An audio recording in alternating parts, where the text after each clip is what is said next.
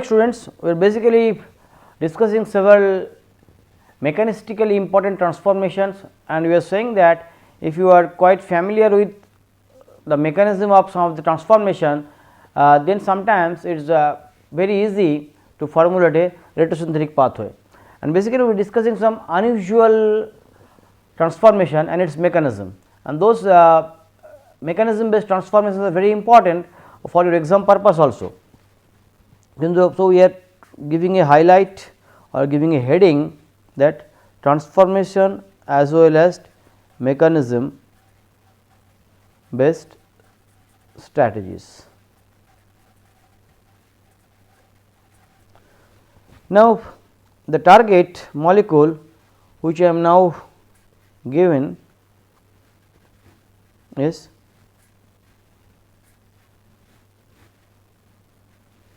something like this, and I say the starting material will be also given to you, the starting material also given to you. The epoxide stereochemistry was not that relevant, but the problem where from I have taken it, it gives the stereochemistry. Now, if you see the target and the starting material, you will find that something is definitely can be doable, and I said that okay, we were having a benzyl group here, CH2, this epoxide has to be cut down or epoxide has to be generated. So, if some nucleophile you add it here, that will basically give you this. So, what you can think about that, if you have this epoxide, you can use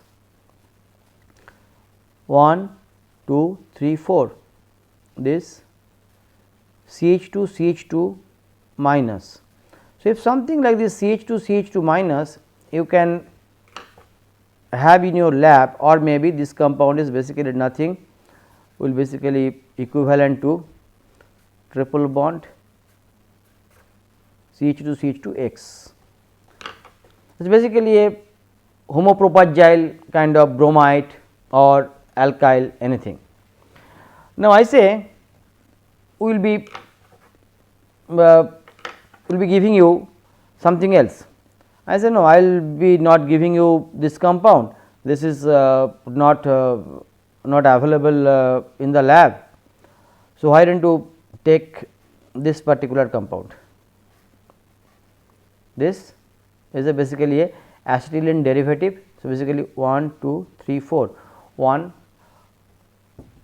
butane, 1, 2, 3, 4, 1 butane.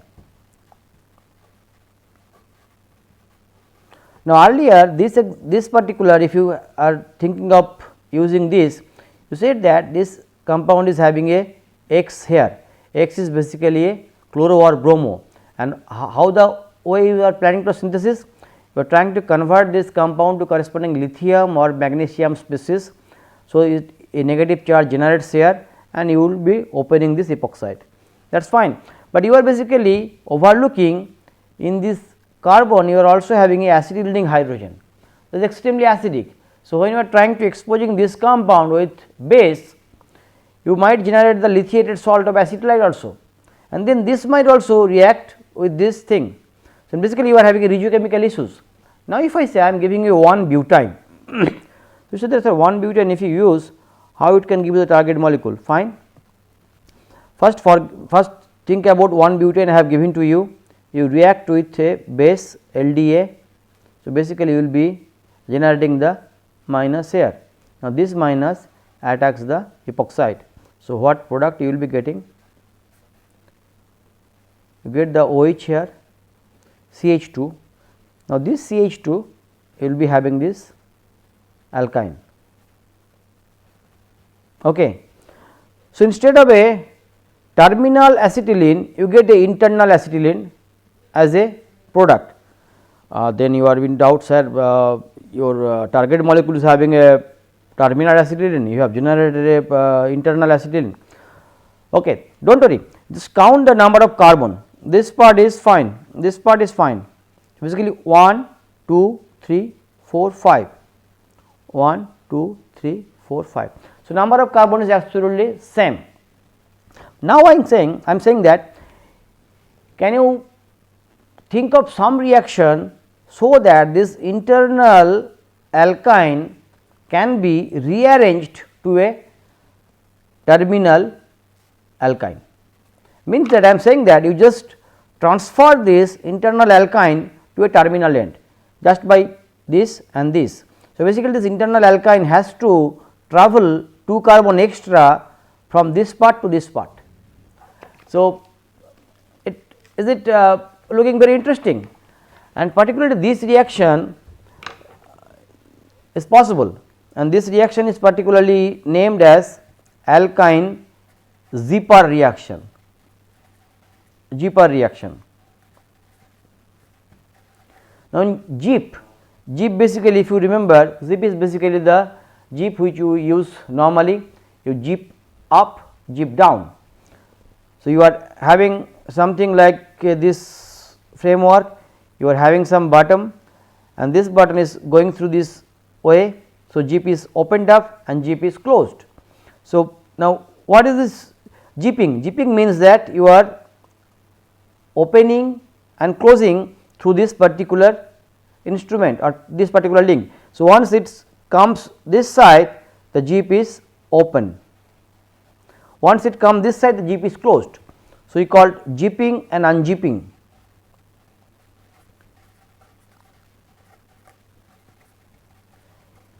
Now, the same terminology was used in a reaction named as alkyne Zipper reaction. Now, for the detailed mechanism you can refer to sinarchive.com, but we will be also talking about the mechanism how this reaction takes place. So, I am saying you are having this alkyne, this we are drawing the hydrogen here which seems to be extremely acidic. So, you are having alkyne CH2 CH3. Now, I am saying I will be giving this alkyne to a strong base, the base name is kappa. What is kappa? Kappa is basically 1,3-diaminopropane, and you can use it with this potassium salt, 1,3-diaminopropane and potassium hydride you can use. Now, initially this 1,3-diaminopropane is NH minus and H plus with these things. This is basically extremely basic. It abstracts this acidic hydrogen of one of this alkyne. Now, this alkyne is having a CH2 and this methylene seems to be pretty acidic, and by this methylene, once it is acidic, what it does, it basically abstracted by this base and it gives you a alene kind of thing, and this end when it gets the electron, it abstracts this hydrogen of this 1,3-diaminopropane. So, initial step you are basically having this alene, it is basically a alene, the remaining part are similar. So, now this part is becoming your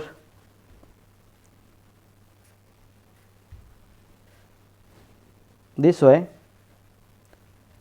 Now, the same base remains here, the same base will try to do the same thing again, it will abstract this hydrogen again, it try to put the minus again on this double bond to generate the alkyne, and then this particular alene central carbon will now take this proton, sorry this here, this comes in entirely this way, yeah. So, you basically these things will be now abstract the proton. So, now you are having this R 2 hydrogen, one is the initial step, one is the second step, you will be getting here. So, the initial triple bond is here, it is now zip to 1 carbon right through a alene intermediate. So, triple bond now becoming 2 double bond of alene. Now, the left hand double bond is now becoming a single bond, and the right hand double bond now becoming a triple bond through this hydrogen abstraction. So, basically this alkyne has shifted to 1 carbon right. Now, basically what you are getting, you are now getting hydrogen, hydrogen, hydrogen. So, this methylene comes in the left and this triple bond comes in the right. So, basically this alkyne is now jeeping throughout this acyclic chain. The same thing basically operates again with this same compound. You will have this NH2 or this kappa and this NH minus. So, it again abstracts the proton, the same mechanism does operate, and eventually what we will get, you basically get RCH2, this CH2 comes here and then you get this alkyne at the extreme end. So, 2 methylene. So, initial compound you are having 2 methylene at the right hand side and you have an internal alkyne. Now, these 2 methylene have shifted towards the R and the terminal alkyne, sorry, internal alkyne now moving to extreme right is basically the GPAR reaction. So, in retrosynthetic terminology, a GPAR reaction basically is something like this. If you having a CH2N here, you treat with potassium hydride and 1,3-diamino propane, and it basically unjeeps like this N, and at the extreme end you get this alkyne. So, a internal alkyne was transferred to a terminal alkyne. That is why we called it, the alkyne internally has been jeeped to a terminal position. Now, coming to our problem which was given to you. I said initially you have given this epoxide, and I say you react with this epoxide with this compound. So, initially open up of this epoxide through a base like LDA will give this minus here, this minus will attack to this, and you basically will be getting this OH, CH2, CH3. So, now here the scene is ready for the jeeping. So, first KH and 1,3-diamino propane. Now, see the jeeping will be taking place and it is a OBN, you basically have one OH here. Now, see this CH2 will be now linked to this CH2. So, there will be CH2, CH2 and then we will be having a methyl. There will be another jeep. So, I call this as a first jeep, there is a second jeep. So, jeep will be continued till the internal alkyne is converted to the terminal alkyne. So, BNO, BNO now will give you this CH2, CH2, CH2, this is having a CH2H. So, this CH2 also now coming CH2, CH2, CH2, yeah, now the jeep will be stopped. So, jeep will be continued till there is a no more methylene left in the ring. The first jeep, second jeep, there is a n number of jeep possible, and this GPAR reaction is very useful in terms of synthetic synthetic potential. So, internal alkyne like this is often converted to a terminal alkyne, terminal alkyne.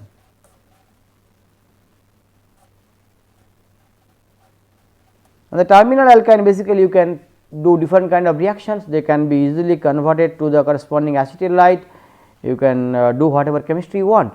So, this jeeping is absolutely very useful, and that gives you a pretty nice synthetic useful reaction. So, next one we will try to give you a similar mechanism based strategies.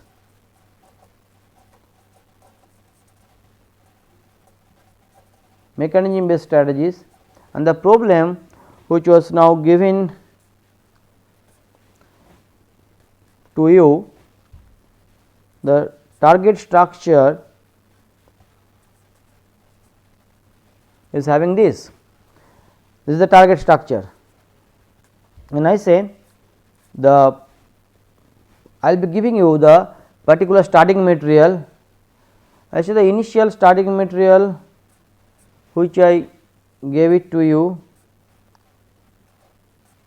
is having this carboxylic acid, and then I also give you a compound like methyl acrylate. Now, if you see closely, the carbon network almost remain similar. Okay, you have oxygen here. Carbon network remains similar. You have a one starting material, you have second starting material. So, it seems that somehow if this carbon you can link this particular alkylate for this methyl acrylate, you get a 2 carbon thing 1 2, this 1 2. Now, eventually initially you need to construct this ring with this help of this carboxylic acid oxygen. So, I will now draw this retro a little bit different way, and I say if somehow it is possible for you to generate a radical here, this radical can undergo reaction with this ethyl acrylate through simple radical coupling or radical olefin coupling. Now, this chemistry we have already explained to you earlier, that how you can generate radical if X is bromo and iodo. I said if you treat this compound with BU3SNH and AIBN, you can get a radical here. Okay.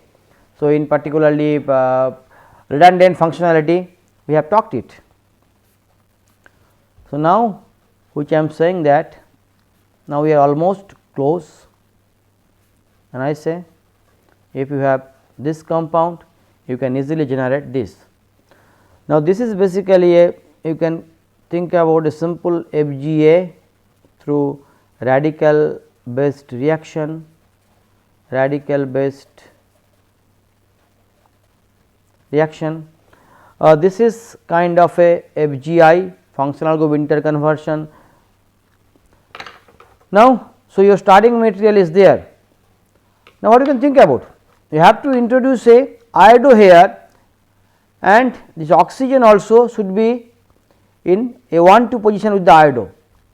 Now, if you try to do a iodonium ion with this olefin, you can form a iodonium ion, then you can visualize that this carboxylic acid can act as a nucleophile, and to cleave this iodonium ion, to close this ring, to give you a lactone, and this iodine now comes here. So, this reaction is we also talked about is a iodo lactonization reaction. So, only thing is what we need to do, we basically need to know the mechanism of this entire transformation. So, now start with the starting material which was given to you. First iodine and sodium bicarbonate was used. So, initially iodine, you basically get the iodonium ion, fine, and then as bicarbonate is there, you are having this O minus here. Now, this will instantly undergoes nucleophilic opening of this iodonium ion. So, what you will get? You get this O and this I. It could be iodolactonation, could be bromolactonation, whatever you can do it. This is basically a lactonization reaction. Now, I am saying this iodo compound can be easily cleaved through Bu3SNH AIBN. This heterolytic bond cleavage is possible, and what we are getting? We will basically get a radical here,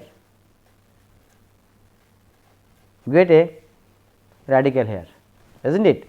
Now, this radical can easily be reacted as another starting material is giving you a ethyl acrylate.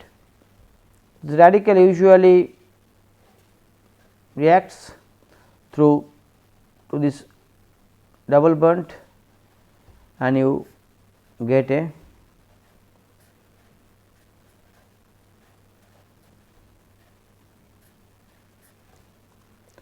CH2, CO2 Me, you get a initial dot here, this radical. Now, this radical is definitely stabilized by the captorative effect of this CO2 Me group. Now, you are having solvent or Bu3SNH, which can abstract the hydrogen, and then you basically get the final product. The final product structure was given to you CH2, CO2 Me. So, that basically closes your synthesis. So, in this particular synthesis, what are the things we have seen? We have seen that a radical based carbon carbon bond forming reaction is very important. Bond forming reaction, we have used it, okay. And then also we use our earlier reaction, the transformation iodo lactonization, which you have used it. Now, similar kind of thing, now I will be trying to explore a very simple problem. I say you have to make this compound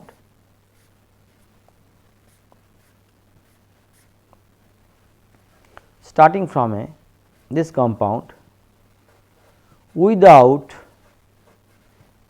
using Me2Cu-Li or without using the Gilman's condition. Now, then you are thinking that okay, this is a bit difficult, how you can do it, because 1,4 Gilman is the normal way you can use it. I said okay, do not get confused. The target was given as this one, starting material was given this one. So, you need to think about something. So, I say, is it possible? You said that okay sir, you are making a cyclopropane kind of thing, and then how you can keep this cyclopropane. So, now cyclopropane are basically, as I said, they are strained ring. This is absolutely strained ring. Cyclopropane ring is absolutely strained, and they often behave like a normal olefin. They are more of a pi character than the usual sp3 hydrocarbon. So, I say if you can open this thing here, then it is absolutely possible. So, first your starting material was given here, you do a simple Simon-Smith reaction, which is known to you, CH2I2 zinc copper couple, right. So, basically what you get here we will explain in the next slide. So, first you get this compound, do a Simon-Smith reaction, or even you can do a carbene addition. So, Simon-Smith you will basically get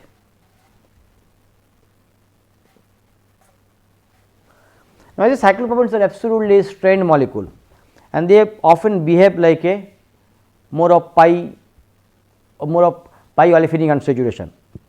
In principle, you can basically clip this compound with hydrogen palladium charcoal. Now, palladium charcoal, what it will give? It can cleave here as well as it can cleave here. So, you basically can get this compound as well as your ring might be extended. I mean, if you cleave this way also, that also you can get the corresponding 7 member thing. You can get the 7 member things also. So, now as I said, our desired molecule is this. Actually, there is a other way to clip this. Now, all of you know that sodium liquid ammonia is basically the Barch condition. The Barch condition. Now, Barch condition you will basically getting a single electron.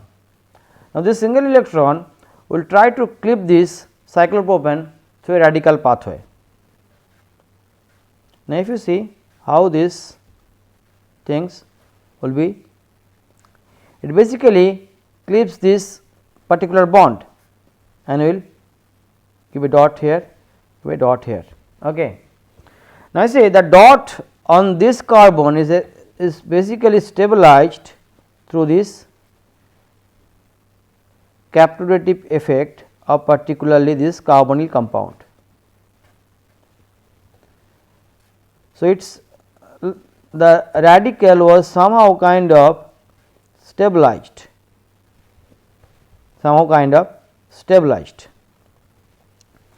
This is the main thing. That is what. Now, you can also have this radical cleavage here to get the cycloheptane also. Now, I see if you have this radical which can clip from particularly this thing, you get a CH2 dot here. Now, sodium liquid ammonia will give you another electron to basically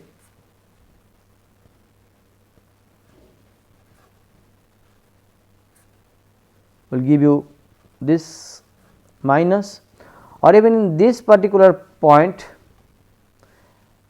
you can now have a tertiary butanol which will now act as a proton acceptor and you get this methyl. Now, this thing this particular radical which is now generated here, this also can initially be a hydrogen, and now this is absolutely stable. If you have a this carbon ion, this also can be easily will give you the corresponding enolate which you now pretty well known. This stepwise, now this particular radical can again accept this another electron to give you the hydrogen. So, in this way you are having a electron. So, this way basically you can clip this particular cyclopropane, and cyclopropanes are always strain intermediate, they can be easily clipped. The only thing is the Barch reduction mechanism you should be quite familiar of, and it can be you can basically make both the molecules, either this one as well as this one depending on the reaction condition, and if you have to make this one, probably you can try using this without the Gilman. Gilman definitely you can do, but as I said, if you try to avoid the Gilman, you follow this pathway and this will give you a nice access of this particular dimethyl thing. So, we will try to continue our discussion on the mechanism based strategies, and we will come back in the next lecture. Till then, goodbye.